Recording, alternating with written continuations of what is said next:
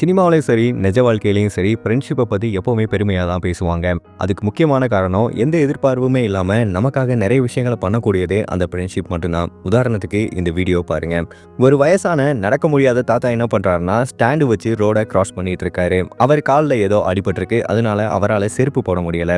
சுட்டெரிக்கிற வெயில்ல அந்த ரோட்டை கிராஸ் பண்ண ட்ரை பண்றாரு. அவரால மெதுவா தான் நடக்க முடியும். அடிக்கிற வெயில்ல ரோடு கொதிக்கிற அளவுக்கு சூடா இருக்கு. அவரால மெதுவா நடக்கும்போது அந்த சூட்டை அவரால தாங்க முடியாது. செருப்பு இல்லாம மெதுவா நடந்து அந்த ரோடையும் கிராஸ் பண்ணணும். அப்போ அந்த தாத்தாவோட ஒரு நண்பர் என்ன பண்றாருன்னா, அவரோட தோல்ல கிடக்கிற துண்டை எடுத்து அவர் நடக்கிற பாதையில பிரிச்சுட்டு வராரு. 2 துண்டையும் மாத்தி மாத்தி பிரிச்சுட்டு வராரு. அந்த வயதான முதியவரும் அந்த துண்டு மேலே நடந்து அந்த ரோட்டை கிராஸ் பண்ணிட்டு வராரு.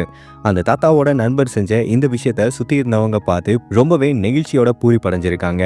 சில பேர் கண்கலங்கவே செஞ்சிருக்காங்கன்னு சொல்றாங்க. இந்த வீடியோ இப்போ சோசியல் மீடியாவில் வைரலாகவும் பரவிட்டு வந்துட்டு இருக்கு. நிறைய பேர் இந்த வீடியோ பார்த்து இதாண்டா உண்மையான ஃப்ரெண்ட்ஷிப் அப்படின்னு சொல்லிட்டு வராங்க. அந்த தாத்தா ரோட கிராஸ் பண்ணி சரியான இடத்துக்கு போற வரையுமே அவர் அந்த துண்டை ரோட்ல விரிச்சிட்டு தான் வந்திருக்காரு.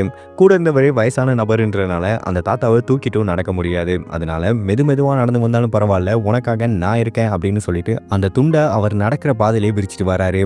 இதுல இன்னொரு நெகிழ்ச்சியான விஷயம் என்னன்னா, அவருமே காலில் செருப்பு போடல. தனக்கு வெயில் அடிச்சு கால் சுட்டாலும் பரவாயில்ல, தன்னோட நண்பனுக்கு சுடக்கூடாதுன்னு சொல்லிட்டு அவரு பாதங்களுக்கு அந்த துணியை விரிச்ச அந்த நண்பனை பாராட்டியதான் ஆகணும். இதை பத்தி நீங்க என்ன நினைக்கிறீங்கன்னு மறக்காம கீழே கமெண்ட் பண்ணுங்க.